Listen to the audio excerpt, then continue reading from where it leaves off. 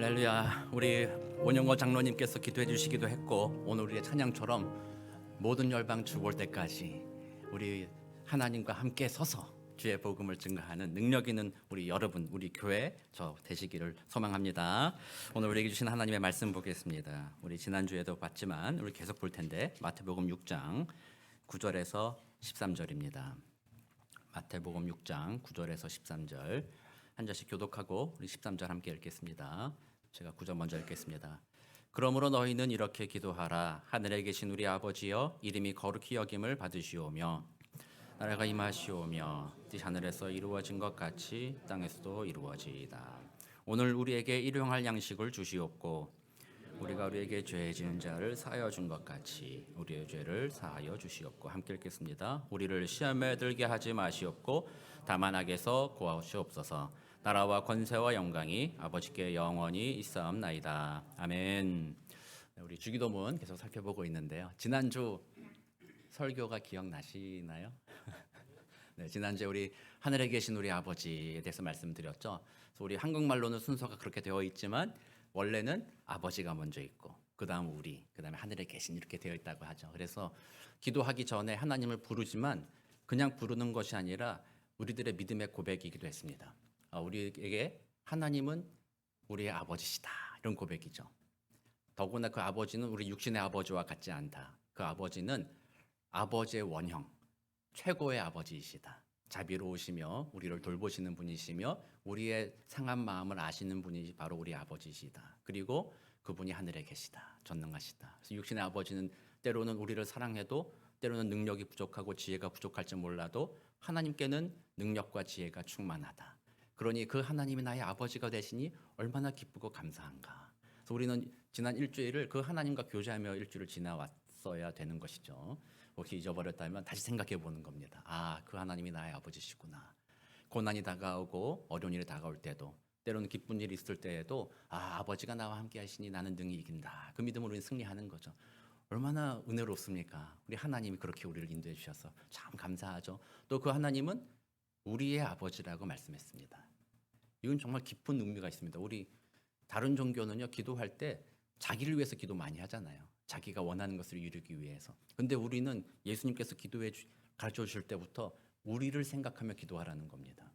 그래서 우리가 자기 자신의 일들만 생각하며 내가 원하는 것을 이루어 주십시오가 아니라 그 기도를 드리면서도 이게 우리 공동체, 내가 살아가는 이 사회, 이 나라가 어떻게 될 것인가, 어떻게 연관이 되나 생각해보며 함께 기도하기도 하고 공동체를 위하여서 기도하는 마음으로 기도해라, 그 신앙의 고백을 하라. 이게 지난주에 하나님을 부르며 우리가 기도하는 것이었죠. 그래서 우리 계속 이걸 잊어버리지 말고 앞으로 기도하면서 계속 그렇게 기도합니다. 하나님 아시지요. 그래서 나의 아버지 그렇게 고백하면 사실은 끝이긴 한데 예수님께서는 그 다음으로 6가지를 간구하라라고 특별히 얘기해 주셨어요. 하나님이 아버지가 되시고 다 아시기 때문에 다 하실 수 있으나, 그러나 그 하나님은 우리를 인격적으로 대하시기 때문에 그냥 우리들 기도하지 않아도 하나님은 그냥 알아서 해주시는 분이 아니라 우리를 인격적으로 대하셔서 우리가 기도하게 하시며 마치 기도를 듣고 일하시는 것처럼 일하시기를 기뻐하신다라는 거 보여주는 거죠. 그래서 6가지 간구를 예수님이 알려주십니다. 첫 번째, 이름을 거룩히 여김을 받으시오며, 두 번째, 나라가 임하시오며, 세 번째, 뜻이 하늘에서 이루어진 것 같이 땅에서도 이루어지이다. 요 3가지 간구는 전통적으로 기독교 전통에서는 당신의 간구다라고 이렇게 이야기합니다. 그래서 큰 그림으로 하나님이 하실 일들에 대한 간구다라고 말하고요. 4번째는 우리에게 일용할 양식을 주시옵고, 5번째, 우리에게 죄 지은 자를 사하여 준 것 같이 우리 죄를 사하여 주시옵고, 6번째, 우리를 시험에 들게 하지 마시고 다만 악에서 구하시옵소서.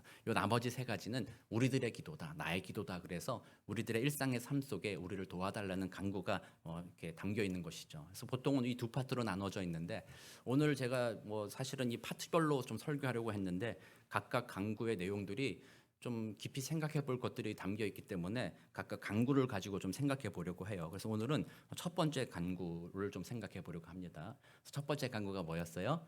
이름이 거룩히 여김을 받으시오며. 한번 해보겠습니다. 이름이 거룩히 여김을 받으시오며. 그렇습니다. 예수님께서 우리에게 기도를 가르쳐 주시면서 하나님을 믿는 믿음으로 너희들이 구할 첫 번째가 바로 이름이 거룩히 여김을 받으시오며가 첫 번째 간구다. 가장 중요하다라고 말씀하시는 거죠. 그래서 이 말의 의미를 생각해 보려고 합니다. 첫 번째로 생각해 보면 이름이 거룩히 여김을 받으시라고 기도한다면 그렇다면 현실은 어떻다라는 거예요? 이름이 거룩히 여김을 받지 못하는 때가 있다라는 거죠. 다시 말하면 하나님의 이름이 더럽혀질 수 있다라는 것을 또 그 안에 내포하고 있는 거죠. 그러므로 기도하며 간구하기를 더럽혀지는 하나님의 이름, 그 이름이 거룩히 여김을 받으시게 하옵소서라고 기도하게 되는 거죠. 구약 성경에 보면 십계명에서 하나님께서 모세를 통해서 십계명을 주실 때 세 번째 계명이 바로 그거예요. 너는 내 하나님 여호와 이름을 망령되게 부르지 말아라. 출애굽기 20장 7절입니다. 너는 내 하나님 여호와 이름을 망령되게 부르지 말라. 여호와는 그 이름을 망령되게 부르는 자를 죄 없다 하지 아니하리라. 이렇게 미리 얘기하셨어요. 사람들의 마음에는 그 이름을 망령되게 부를 만한 가능성이 있기 때문에 그 출애굽한 백성들, 이스라엘 백성들에게 명령한 겁니다. 망령되게 부르지 마라, 더럽히지 마라, 이렇게 명령합니다. 우리가 상식적으로 생각해 보면 뭐 당연한 거기도 합니다. 여러분들의 이름을 누가 망령되게 부른다고 생각해 보세요. 참으실 수 있으세요? 옛날에 학교 다닐 때 친구들하고 이제 장난치고 놀 때 그랬죠. 야, 이런 이승엽 같은 놈. 그렇게 얘기하는 게 친구를 칭찬하는 것이 아니라 저의 약점이나 단점을 가지고 다른 친구 노릴 때 야, 너는 야, 이승엽 같아, 이렇게 얘기하는 게 저를 조롱하는 거잖아요. 근데 그럼 친구들끼리의 장난이라고 생각할 수 있는데 사회생활에서 여러분들이 이름을 다른 사람이 함부로 말하고 여러분들의 이름을 더럽게 얘기한다고 그러면 여러분들이 견딜 수 있어요? 참을 수 없는 일이잖아요. 또 더 나아가서 여러분들의 부모님의 이름, 아버지, 어머니의 이름을 다른 사람들이 막 함부로 얘기하고 그 이름을 막 조롱하고 이렇게 한다는 것을 우리들이 견딜 수가 있겠습니까? 참을 수가 없는 일이라는 거예요.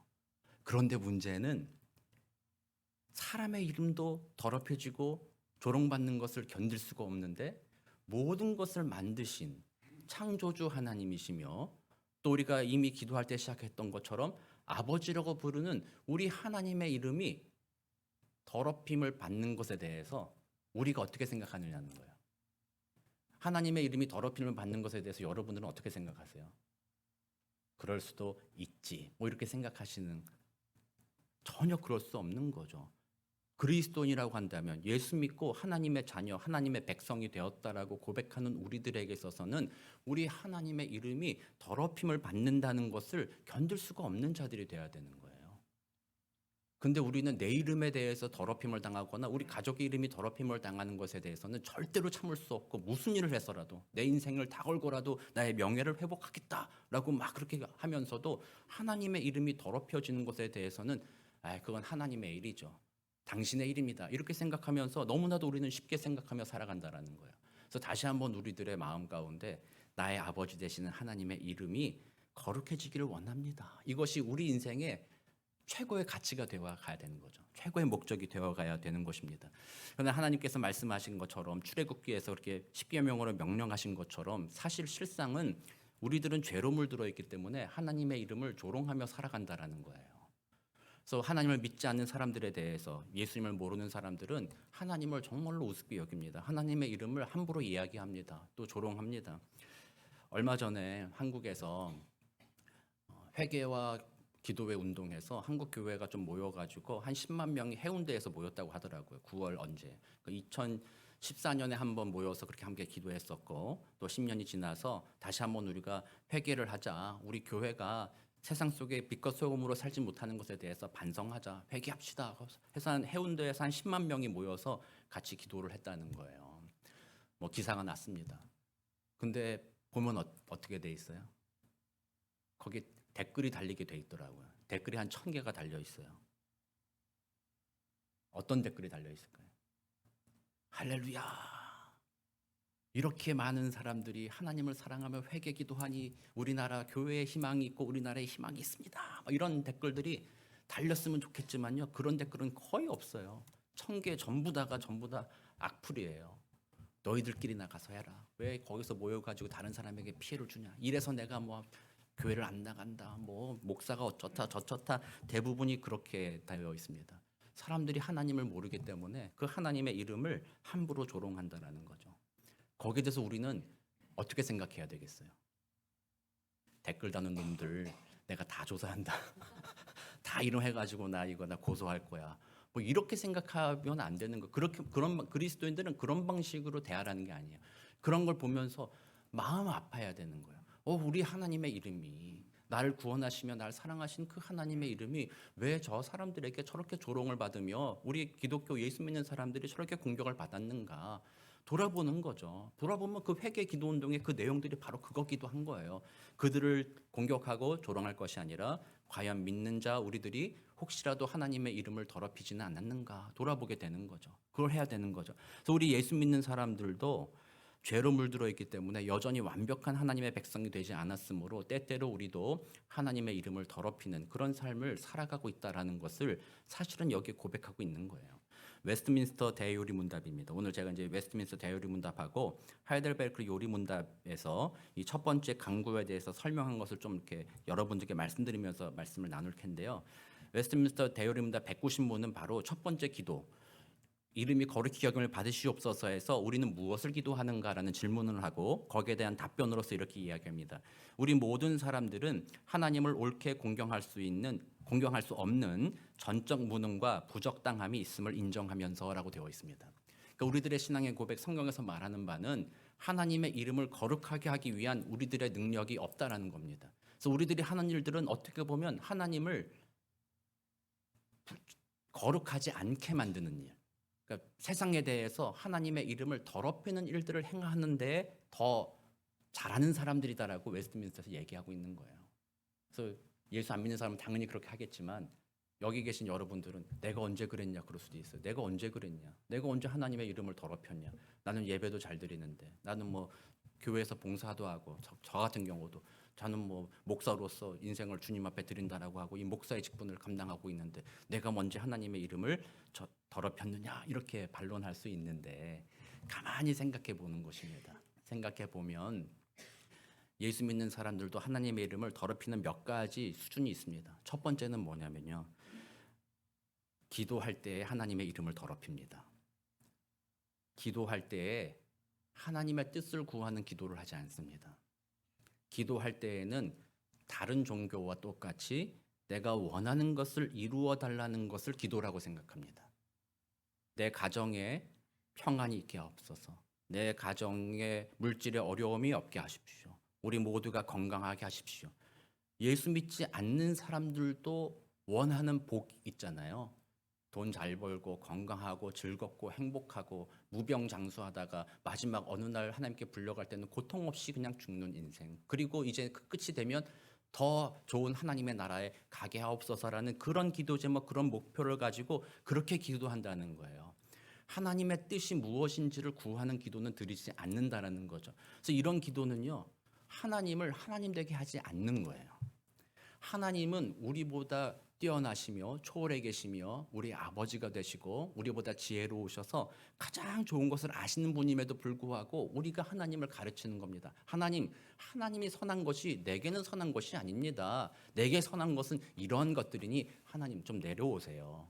더 이상 나를 이러라 저러라 하지 말고 내려오셔서 내가 명령하면 내가 기도로서 간절하게 또 때로는 내가 주님 앞에 겸손하지 않습니까? 주님 앞에 이름으로 간걸 뭐 해달라고 할 수도 있지만 내가 얼마나 겸손하게 금식하며 간절한 마음으로 당신에게 빌고 있습니까? 그러니까 내가 원하는 것 이루어 주십시오라고 기도한다면 아무리 그가 기도를 열심히 하고 기도를 많이 하고 뭐 한다 하더라도 하나님을 망령되게 일컫는 거죠. 하나님을 하나님 되게 하지 않는 태도라는 거예요. 그래서 제가 이런 말씀드리면 많은 분들이 뜨끔할 수도 있어요. 우리의 예수 믿는 신앙생활에 지금까지 어쩌면 그렇게 해왔을 수도 있기 때문이에요. 기도하라고 하면 항상 내가 원하는 것만 이루어달라고만 기도했다면 하나님을 하나님으로 인정하지 않는 하나님의 이름을 더럽게 하는 그런 태도였다라는 것을 우리는 깨닫게 되는 거예요. 죄로 물들었기 때문에 우리는 하나님을 보지 못해요. 그래서 하나님의 뜻보다는 내 뜻이 더 중요합니다. 이런 마음으로 사니까 예수 믿어도 그렇게 기도하며 살아갑니다. 주와 함께 고난받게 하옵소서. 여러분도 이런 기도 해보셨어요? 주의 이름으로 인하여 내 고난받기를 원합니다. 내 인생 건강 좀 없더라도 돈 좀 못 벌어도 주님의 영광을 위해 살게 하옵소서. 이런 기도 얼마나 놀라운 기도입니까? 아까 그 회개한 그 기도 모임에서 사생 사람들이 교회에 대해서 비난하는 이유가 바로 그거라는 거예요. 당신들은 하나님의 뜻을 위하여 진정으로 고난받으며 순종하는 삶을 삽니까?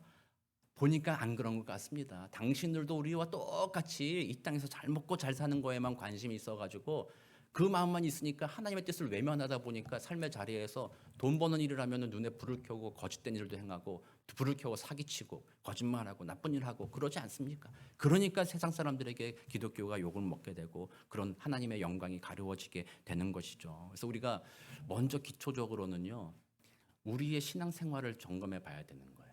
이름이 거룩히 여김을 받으셨고 강구하라고 했을 때 우리가 그렇게 못한다는 것을 깨달아 알고 회개하라는 겁니다. 여러분들의 기도 생활이 여전히 동일하게 하나님의 뜻을 구하는 기도가 아니라 내 뜻을 이루어 달라는 그 마음으로만 기도하고 있다면 하나님을 하나님 되게 여기지 않는다라는 것, 그분을 더럽히고 있다는 것을 우리는 기억해야 됩니다. 그래서 그걸 살펴보면 나는 죄인이구나 깨닫게 되죠. 두 번째가 그겁니다. 그 하나님은 내가 믿긴 믿고 기도도 합니다. 오늘도 여기서 교회에서 기도할 때에 하나님의 뜻이 이루어지기를 원합니다라고 기도하는데 기도하는 그 순간 예배당에서는 하나님의 뜻이 이루어지기 원합니다. 예배당에서는 목사로서, 예배당에서는 서로 성도로서 하나님의 뜻이 이루어져 서로 섬기고 사랑할 수 있게 되기를 원합니다. 그렇게 기도하지만 예배당을 나서는 순간부터는 생각하는 거, 야, 하나님은 이제 여기 머물러 계신다. 저 세상에 하나님은 안 계시다. 그러니까 일상생활 속에서도 하나님과 친밀하게 교제하며 하나님의 뜻이 내 삶에 적용되고자 하는 것에 대해서 전혀 생각하지 않는 거죠. 분리시켜서 생각하는 것입니다. 옛날 구약 시대에 이스라엘 백성들이 그렇게 생각했어요. 처음에 하나님의 성전을 지을 때는요, 다윗과 솔로몬이 하나님 앞에 내가 하나님의 이름을 위하여 하나님의 집을 짓겠습니다 했을 때 그 의미는 하나님을 찬양하고 하나님을 높여드리고 하나님이 그 우리 안에 머무르러 계시며 우리에게 복을 주시길 원하는 마음으로 믿음으로 그것을 지어서 주님 앞에 올려드렸습니다. 그때 하나님이 말씀하셨어요. 내가 온 천지가 다 내 땅이고 내가 만들었는데 내가 너희들이 손으로 만든 성전에 머물 수는 없다. 그렇지만 너희들이 날 사랑하며 예배하겠다고 하기 때문에 내가 기꺼이 거기에 머무르겠다라고 말씀해 주셨는데 시간이 지나면서 사람들이 생각하기를 하나님은 여기만 있다고 생각하게 변질된 거예요. 하나님을 참으로 예배하기로 만든 것이었지만 결국에는 점차 시간이 지나면서 하나님은 성전에 계시고 성전 밖에는 하나님이 안 계시다라고 생각하는 거예요. 그러니까 이스라엘 백성들이 제사도 드렸잖아요. 그가 하나님 앞에 부정하다 징계받을 때에도 그들의 제사가 사라진 것이 아니었어요. 성전에 가서는 제사를 드리고 나올 때 하나님 여기 계시고 밖에 나왔더니 여기는 하나님의 주권이 이르지 않는 곳입니다. 하나님이 없는 곳입니다. 여기는 그러므로 우리들의 지혜가 필요하기도 하고 또 더 나아가서는 이방 민족에 섬기는 바알신이 여기 다스리고 있으니까 바알신께 경배 좀 해야 되겠습니다라고 생각한 거예요. 그러니까 하나님도 섬기고 우상을 섬기는 그런 태도를 가진 것이 바로 구약 시절의 사람들이었다는 거예요. 이스라엘 사람들. 근데 그 태도 그대로가 오늘날 우리 교회에 들어왔다는 거예요. 여러분들이 교회에 와서 여기서는 하나님이 계시다라고 생각하고 최대한 거룩한 모습으로 예배드리고 최대한 거룩한 말로써 주님께 기도하고 뭐하고 하면서도 떠나가는 순간 세상에 나가는 순간 하나님은 이제 여기 안 계시다. 그러니까 자기 마음대로 내 마음대로 하겠다 이렇게 되는 거죠. 특히 자기 마음대로 살다 보니까 어떤 때는요 불확실해. 걱정돼요. 이렇게 해도 되나? 나만 이렇게 사는 거 아니야? 이러다 망하는 거 아니야? 그러다 보면 어떻게 돼요? 주변의 사람들 보는 거예요. 쟤는 어떻게 살지? 저 사람은 어떻게 살지? 저 사람은 어떻게 돈을 벌었지? 어떻게 성공했지? 어떻게 됐지? 다른 사람들 보기 시작하는 거죠. 그래서 교회에서는 하나님을 섬기지만 세상에서는 우상을 섬기는 모습을 보이게 된다는 거예요. 세상 사람들의 가치관과 똑같이 살아가고 그들과 전혀 다른 모습 없고 오히려 최선을 다해서 그 사람들처럼 되고자 하는 마음을 갖는 거죠. 그러니까 이게 하나님의 이름을 더럽히지 않는 것이 아니죠. 하나님의 이름을 더럽힌다라고 말하는 거예요. 여러분들께 웹사이트 하나를 소개할 거예요. 영어 웹사이트인데요. No such things as secular라는 웹사이트가 있어요. 왜 발음이 좀 그래요? No such things as secular. 그리고 거기 슬래시하고 부제가 Think Christian이라는 제목 붙어 있어요. 그 웹사이트는 뭐냐면요. 세상에는 세큘러한 것은 없다라는 거예요. 여러분들 그거 착각한 거예요. 세상에 종교학자들이나 사람들이 교회는 홀리하고 세상은 세큘러하다라고 구분한 것에 대해서 장소적으로 생각하게 만드는 거예요. 그래서 교회라는 공동체는 홀리하지만 세상은 세큘러. 그럼 우리 세큘러 세상에서 어떻게 살아야 되나 이렇게 얘기하는데 사실은 세큘러하다는 것은 세상 사람들이 자신들의 생각으로 살아간다는 것이지 거기에 하나님이 안 계시다라는 의미가 아니라는 거예요.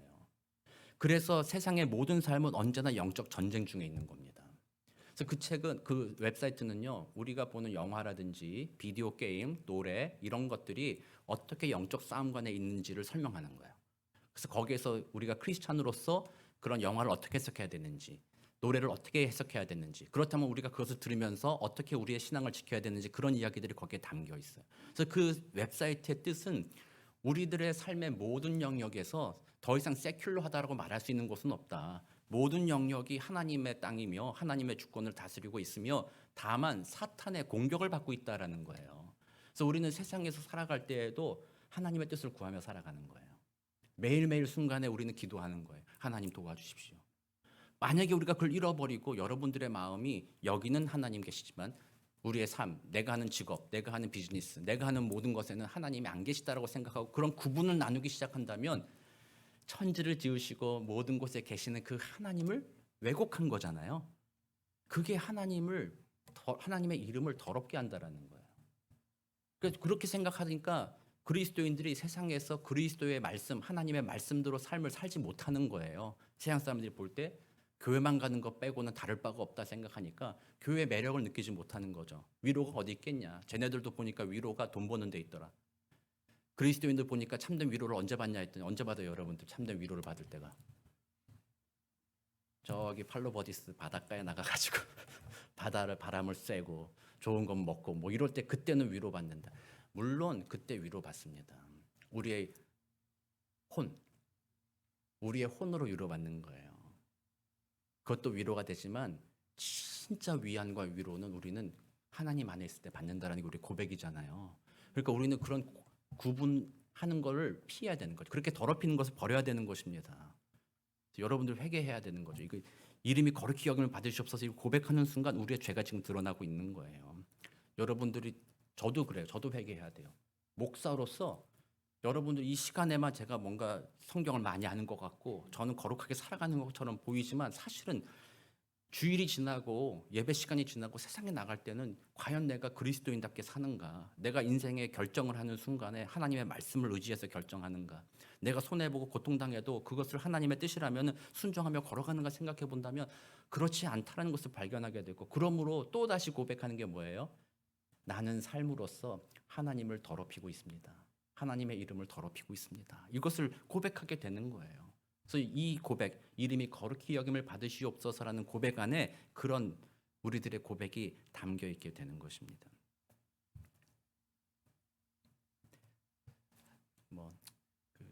박영돈 목사님, 우리 유영수 권사님의 동생분 되시는데요. 한국에서 상당히 유명한 목사님이시고 이렇게 교수님으로 조직신학 교수님으로서 아주 이렇게 존경받는 분이신데 그분이 쓰신 책이 밥심으로 사는 나라라는 책이 있어요. 근데 그 책이 주기도문 강해를 제목을 그렇게 지셨더라고요. 멋있게 밥심으로 사는 나라. 근데 거기에서 이름이 거룩히 여김을 받으시오며 요 부분을 해설하면서 이렇게 말씀하시는 거예요. 그리스도인들이 하나님의 뜻을 구하지 않고 자기 욕심에 따라서만 살아가고 있다면 하나님의 이름을 더럽히고 있다. 그런데 그렇게 된 이유가 뭐냐 했을 때 목사의 책임이 크다 이렇게 얘기하시더라고요. 목사가 교회 와서만 기도해라, 교회 와서만 뭐 해라, 교회에서 나 잘해라 뭐 이런 것만 얘기하다 보니까 삶의 자리에서 주님의 영광을 드러내라는 것을 말하지 않다 보니까 세상이 이렇게 되었다라고 말하면서 목사들이 잘못되었다라고 말씀하시는 거예요. 그래서 저는 상당히 공감했습니다. 그래서 우리 교회는 다시 한번 저와 여러분이 다시 한번 돌아보는 것입니다. 내가 하나님의 이름을 더럽히고 있는가? 돌아보고 깨닫게 된다면 주님 앞에 고백하는 겁니다. 그리고 이것이 간구잖아요. 이름이 거룩히 여김을 받으시옵소서란 간구이기 때문에 우리의 현실을 고백하고 하나님께 도움을 구하는 겁니다. 그래서 사실 이 고백은요. 주님이 나를 건져달라는 고백입니다. 내가 그렇게 못 삽니다. 그러니 주님의 이름이 거룩히 받으셔야 되는데 내가 그렇게 못 사니까 나를 좀 건져 주십시오. 나에게 믿음을 더하여 주십시오. 내가 주님의 이름을 더럽히는 일들을 더 이상 하지 않게 하옵소서. 다른 사람이 주님의 이름을 더럽히는 것에 대해서도 마음으로는 안타까워하고 그렇게 되지 않기를 소망하는 것과 마찬가지로 내가 혹시 주님의 이름을 더럽히고 있다면 하나님 돌이키게 하옵소서라는 그 고백이 사실 여기에 담겨 있어요. 근데 너무 짧으니까 하늘에 계신 우리 아버지 이름이 거룩히 여김을 받으시오. 그냥 쑥 지나가 버리는 거예요. 여러분들 주기도문 하겠습니다 하다 보면 이렇게 쓱 시작해가지고 딴 생각하다 보면은 이미 거기 지나가 버렸어. 하늘에 계신 우리 아버지여 이름이 거룩히 그 다음부터 따라하는 거죠. 나라가 임하시며 뜻이 하늘에서 이렇게 지나가다 버리니까 이 의미를 생각 못하는 거예요. 이 의미 첫 번째 의미는 우리가 하나님의 이름을 더럽히는 자다라는 것을 알아라. 그리고 거기서 벗어나도록 주님 앞에 간구해라라는 의미가 담겨 있다라는 거예요. 그래서 주기도문 우리가 처음 강의하면서 제가 설교하면서 말씀드렸다시피 꼭 주기도문만 기도해야 되는 것이 아니라 이 의미들을 생각해 보며 그것을 가지고 내 삶에 적용하는 거잖아요. 그래서 우리가 기도할 때에는 첫 번째가 하나님을 부르고 그 다음에 회개하게 되는 거예요. 하나님 우리가 이런 자들입니다. 용서해 주십시오. 그게 담겨 있는 거예요. 주기도문으로부터 우리의 회개가 기도의 감사와 기도 회개가 바로 이어지는 것으로 연결되어 있다라고 말하는 거죠. 그래서 우리는 첫 번째 이름이 거룩히 여김을 받으시오며라고 고백하면서 내가 그의 이름을 더럽히고 있다는 것을 하나님 불쌍하게 여겨주시고 건져주십시오라는 고백이 그 안에 담겨 있다. 이게 첫 번째 파트예요. 자, 두 번째로 보면요. 이거를 그 말 그대로 보는 거예요. 하나님 아버지 이름이 거룩히 여김을 받으시오며 했을 때 이 말은 우리 한국말로 해석하니까 조금 애매하긴 한데 수동태긴 하거든요. 하나님이 그 이름을 거룩하게 하옵소서라는 거예요. 그래서 이 일들은 사실 우리가 하나님을 거룩하게 만드는 게 아니에요. 하나님의 거룩이 부족하기 때문에, 하나님의 거룩이 작기 때문에, 우리가 착하게 살고 선하게 살기 때문에 하나님의 거룩을 좀 더 크게 만들고 세상 사람들에게 좀 더 하나님의 거룩함을 더 크게 보여주자, 이런 의미가 아니라 하나님은 영원부터 영원까지 동일하게 그냥 거룩하신 분이에요. 우리의 뭐가 필요 없는 분이잖아요. 그러므로 하나님께서 그 이름이 거룩하게 여김이라는 그 말의 표현은 하나님이 당신의 거룩함을 세상 속에 스스로 증명해 주십시오라는 고백이라는 거예요. 그러니까 아까 말한 대로 웨스트민스터 대의리 문답에서 우리에게는 무능력하다, 부적당하다고 말했으니까 하나님의 이름이 이 땅에서 거룩하게 여김을 받으시기에는 우리의 힘으로는 안 됩니다. 하나님이 직접 일하셔서 당신의 이름이 거룩해지도록 하옵소서라고 하나님께 모든 것을 부탁하는 기도가 바로 여기에 담겨 있는 거예요. 그래서 우리 에스겔 36장 20절에서 22절 보면 하나님이 이런 얘기를 해요. 에스겔이라는 선지자는 이스라엘 남유다가 바벨론에 멸망할 때 1차, 2차, 3차로 포로로 끌려가거든요. 3차 때는 완전히 멸망하지만 2차 때 포로로 끌려갔던 사람이 에스겔이에요. 그래서 에스겔은 끌려가서 바벨론 강가에서 이제 예언을 하는데 이스라엘 사람들의 죄를 고백하고 하나님이 이렇게 하실 것이라는 것을 선포하면서 말하는 것이 바로 에스겔서인데 거기에 보면 이렇게 나옵니다. 그들이 이른바 그 여러 나라에서 내 거룩한 이름이 그들로 말미암아 더러워졌나니 곧 사람들이 그들을 가리켜 이르기를 이들은 여호와의 백성이라도 여호와의 땅에서 떠난 자라 하였음이라. 그러나 이스라엘 족속이 들어간 그 여러 나라에서 더럽힌 내 거룩한 이름을 내가 아꼈노라. 하나님이 자신의 이름을 아꼈다고 말합니다. 그러므로 너는 이스라엘 족속에게 이르기를 주 여호와께서 이같이 말씀하시기를 이스라엘 족속아 내가 이렇게 행함은 너희를 구원하는 거죠. 너희들을 이렇게 구원하는 너희들은 날 더럽혔지만 너희들을 구원한 것은 너희를 위함이 아니요 너희가 그 들어간 그 여러 나라에서 더럽힌 나의 거룩한 이름을 위함이라라고 말합니다. 포로로 잡혀간 이들을 다시 회복시켜 주실 것인데 그렇게 하는 이유는 하나님께서 그 이스라엘 백성들이 하나님 앞에 거룩하게 나오고 다시 회개하고 뭐하고 뭐 그렇게 해서 그들을 건져내는 것이 아니라 그들을 위함이 아니라 내 이름을 거룩한 이름을 드러나기 위해서 그렇게 했다라는 거예요. 그래서 우리 이스라엘 백성들의 공로가 없다라는 거예요. 하나님이 열방 중에 나는 거룩하다라는 것을 보여주기 위해 그들을 건져 주었다. 신약으로 따지면 뭐와 같아요 이게? 복음이잖아요. 복음. 우리가 죄 가운데 있어도 우리가 죄 가운데 있어서 회개하고 자복하고 예배 잘 드리고 뭐 해서 건져 주시는 것이 아니라 하나님이 죄 있는 우리들을 그냥 값없이 건져 주셨다라는 거잖아요. 그러니까 우리의 구원은 하나님의 거룩하심의 결과예요. 하나님이 자신의 이름을 아끼시고 자신의 이름을 거룩하게 보여주기 위한 결과라는 거예요. 그래서 하나님의 거룩히 여김을 받으시오며라고 기도한 것은 결국에는 죄로 물든 우리들을 건져 주십시오라는 의미가 그 안에 담겨 있다라는 거예요. 그래서 예수님께서 우리 첫 번째로 가져오신 이것에도 그 복음이 담겨 있는 거예요. 이것을 통해서 우리가 기도 열심히 하고 우리 열심히 해서 하는 구원이 이게 아니라 우리는 죄인입니다. 우리는 구원받을 만한 자격이 없습니다. 그러나 하나님 당신이 자신의 이름을 거룩하게 여김을 받기 위하여 하나님의 능력으로 우리를 구원하여 주옵소서라고 고백하라는 거예요. 이게 첫 번째라는 거예요. 우리 웨스트민스터 대의리 문답 아까 190문에서 앞부분에서 우리의 무능력에 대해서 얘기하고요. 뒷부분에서 그 의미를 이렇게 설명합니다. 우리는 하나님께서 그의 은혜로 우리와 다른 사람들을 능하게 하사 하나님과 그의 직위, 속성, 규례, 말씀, 역사 및 자기를 알게 하시기를 기뻐하시는 무슨 일이든지 깨달아 알고 높이 존경할 수 있게 하실 것을 빕니다. 또 말과 행실로 하나님을 영화롭게 할 것과 그가 당신의 섭리로 자신의 영광을 위하여 모든 것을 지도하시고 처리하실 것을 기도합니다. 한 번 읽어가지고 여러분들이 그 무슨 말인가 이렇게 할 수 있는데 요약 정리하면 이겁니다. 하나님이 우리를 구원하실 거다. 하나님이 우리로 하여금 하나님에 대해서 알게 하실 거다. 하나님이 우리로 하여금 하나님의 거룩함을 증거하기 위하여 우리에게 능력을 베푸실 것이다라고 얘기하는 거예요. 그러니까 이름이 거룩히 여김을 받으시오라는 고백 속에는 나의 무능력, 나의 죄인됨을 고백하며 동시에 그러니까 하나님이 스스로의 이름을 위하여 우리를 거룩하게 구원하여 주옵시며 우리로 하여금 거룩한 삶을 살도록 도와달라는 간구가 그 안에 들어있다라는 거예요. 네. 그래서 우리는 하나님으로 말미암아 하나님의 거룩한 그 이름으로 말미암아 구원받은 자들입니다. 그리고 그 결과 이제 정리를 한번 해보겠습니다. 우리로 하여금 하나님은 우리가 하나님의 거룩함을 증가시키지는 못하지만 세상 속에서 하나님의 이름이 거룩해지도록 증거하는 삶을 살도록 우리를 변화시켜 주셨어요. 첫 번째 변화는 바로 이겁니다. 하이델베르크 요리문답 122문에서도 똑같은 첫 번째 질문에 대해서 이렇게 답변합니다. 하나님의 전능하신 능력, 지혜, 친절하신 공의, 긍휼, 진리 등에 대하여 하나님을 축복하고 경배하며 찬양하도록 우리가 참으로 하나님을 알게 도와달라는 것입니다. 그래서 우리가 하나님 아버지의 이름이 거룩하게 여겨 달라고 기도하는 것은 성령의 은혜를 구하며 이젠 오늘 내가 하나님의 거룩함을 증거하는 삶이 되게 해달라고 기도할 때 두 가지 모습으로 그 삶을 증거한다는 겁니다. 첫 번째가 여기에 말한 대로 경배하며 찬양하도록 지었다라는 겁니다. 하나님께서 그렇게 우리에게 일하신다는 것입니다. 우리를 구원하여 주신 다음에 이제 우리들에게 보여주십니다. 그래 내가 사랑으로 너희를 구원하여 주었으니 저 어두운 세상에 나가서 나의 거룩함을 증거해라. 그 거룩함을 증거하는 첫 번째 방법이 뭐예요? 예배하라는 것입니다. 그래서 지금 이 예배는 제가 사실 큰 넓은 의미의 예배이기도 한데 지금 첫 번째는요 좁은 의미의 예배입니다. 그건 믿음의 성도들이 함께 모여 예배하는 것입니다.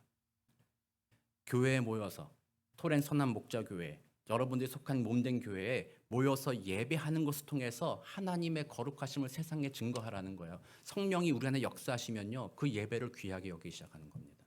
여러분들 한번 생각해 보세요. 성령이 여러분들에게 들어오셔서 하나님의 구원하여 오신 은혜를 깨닫게 하면 예배가 싫어져요? 예배가 좋아져요? 당연히 예배 드리게 됩니다. 그래서 여러분들이 가만히 생각해 봐야 돼요. 예배를 내가 과연 우습게 여기고 있다면 예배를 통해서 하나님의 은혜를 증거하는 것으로 생각하지 않는다면 우리는 예배를 가볍게 여깁니다. 자칫 잘못하면요. 이 주일 예배가 나를 위한 예배가 됩니다. 여러분들 오늘 주일 예배 나올 때 여러분도 그런 마음으로 오셨을지도 모르겠어요. 나를 위한 예배다 이건. 어떤 의미예요? 내가 위로받고자. 예배에서 내가 좀 이렇게 뭔가 마음의 위안을 얻고자. 또는 어떤 분들은 가정의 평화를 깨기 싫어서 그래서 예배 자리에 나온다. 나를 위한 예배가 돼요. 만약에 나를 위한 예배가 되면요. 예배의 중요도가 내가 원하는 기준에 따라서 왔다 갔다 하잖아요. 오늘날의 성도들이 그런 것 같아요. 세상이 바로 그런 문화잖아요. 요즘에 알고리즘이라고 해서 아마존에서 내가 물건 하나만 봤다 그러면은 거기에 비슷한 물건들이 막 주르륵 막 달리잖아요. 그래서 소비자 중심주의라고 해서 소비자들이 중요하다. 거기에 맞춰준다. 이게 요즘의 문화다 보니까 예배에 대해서도 그런 소비주의적인 태도를 가지고 예배를 대한다라는 거예요. 여러분들도 예배에 나왔을 때 내가 유익이 있어야 예배드리지 이런 생각할 수도 있어요. 혹시 여러분들 그렇게 생각하시는지 모르겠어요. 이 예배를 드리는 것이 설교에 은혜가 있어야지. 찬양에 은혜가 있어야지. 교회에서 내가 뭐라도 하나 얻어야지 내가 예배 드리는 거지. 교회에서 얻을 거 없다면 내 예배 드릴 필요가 뭐가 있나 이렇게 생각할 수 있다라는 거예요. 예배가 중요하지 않으니까 내가 중심되니까요. 어떤 때는요 나의 즐거움을 위해서 나의 뭐를 위해서 예배 좀 하러 뭐 뺀다고 뭐 상관이 있어. 예배 좀 빠진다고 뭐 문제가 있겠어. 이런 마음으로 예배를 가볍게 여기기 시작하는 거예요. 그 모든 태도는 뭐라는 거예요? 하나님을 인정하지 않는 태도예요. 하나님의 거룩하심을 증거하는 태도가 아니에요. 그거는 하나님의 이름을 더럽히는 태도라고 볼 수가 있는 거죠. 그래서 성령이 우리 안에 들어오시며 첫 번째로 우리로 하여금 하나님의 거룩하심을 세상 속에 증거할 수 있도록 인도하시는 것은 바로 예배다라는 겁니다. 여기 계신 여러분들 귀한 교회, 몸된 교회에서 함께 예배하는 이 자리를 여러분 정말 귀하게 여겨야 돼요. 하나님을 위한 예배입니다, 이건. 그리고 여러분이 가볍게 여기고 내가 기분 좋을 때 가고 기분 나쁘면 안 가고 이렇게 예배를 대하면 안 돼요. 하나님을 위한 것이므로 나는 최고로 주님 앞에 예배하겠다, 이런 마음 가져야 돼요. 다만 여러분들의 특별한 상황이 있기 때문에 너무 율법주의로 꼭 빠지면 안 돼, 이게 아니라 자기의 상황에 처한 그 상황에서 때로는 온라인으로 예배를 드릴 수도 있는 것이고, 때로는 꼭 우리 교회가 아니더라도 멀리 가셨다면 거기 있는 교회를 참석해서 예배를 드릴 수도 있는 것이고, 마음의 중심에 내 삶에 하나님의 거룩함을 증거하는 가장 기초는 나는 어쨌든지 주님을 예배하는 것이다, 이것만 잃어버리시면 않으면 된다라는 겁니다. 그러니까 여러분들이 먼저 첫 번째로 성령의 은혜 아래 이름이 거룩히 여김을 받으시옵소서라는 이 기도의 문구를 입으로 고백할 때 우리에게 이루어지길 원하는 마음이 바로 그 예배를 귀하게 여기며 예배에 참여하게 없어서, 이게 첫 번째래. 두 번째, 그리고 그 다음으로 하이델베르크 요리문답 122문에서 그 다음으로 이어져서 얘기하는 말이 그겁니다. 우리가 생각하고 말하고 행동하는 것, 즉 우리의 삶 모두에서 하나님의 이름이 절대로 우리 때문에 모독되지 않으며 언제나 높임을 받고 찬양이 돌려지는 삶을 우리가 살도록 도와달라는 것을 의미합니다. 그래서 제가 아까 큰 의미에서 예배라고 했잖아요. 세큘러 하다가 구분하지 말라고 했잖아요. 세상 속에서도 우리는 하나님을 높여드림으로써 삶으로 예배한다라는 거예요. 이게 큰 의미의 예배입니다. 작은 의미의 교회에서 드려지는 예배를 귀하게 여기며 그 은혜를 가지고 세상 속에서 나가서 하나님의 뜻대로 살아가도록 하나님께서 도와주신다라는 거예요.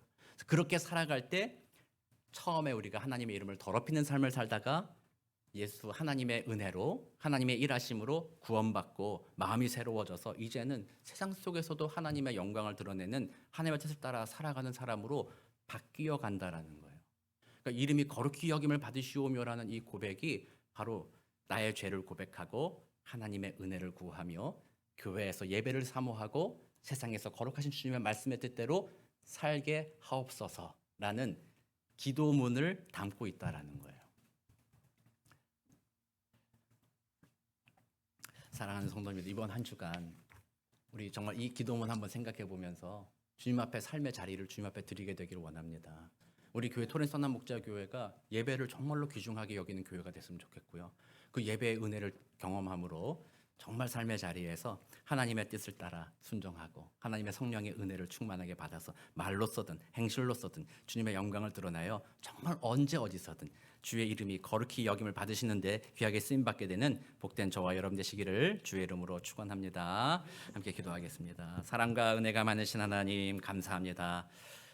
우리들의 마음의 죄악을 주님 앞에 고백합니다. 이름이 거룩히 여김을 받으시옵소서라고 고백하면서도 우리는 우리의 마음으로, 우리들의 삶으로 하나님의 이름을 더럽힐 때가 대부분인 것을 주님 앞에 고백하오니 주님 불쌍하게 여겨주시고, 이 시간 다시 한번 주의 성령으로 우리를 구하사 우리를 죄에서 구원하여 주시고 하나님의 자녀 삼아 주셨사오니 이제 그 하나님의 거룩하심을 나의 삶을 통하여 증거하게 없어서 예배가 회복되게 하시고 회복된 예배로 말미암아 우리들의 삶의 자리에서 거룩한 주의 백성으로 말과 행실로 살아갈 수 있도록 주여 도와 주옵소서. 감사드리며 살아계신 우리 구주 예수 그리스도의 이름으로 기도드립니다. 아멘.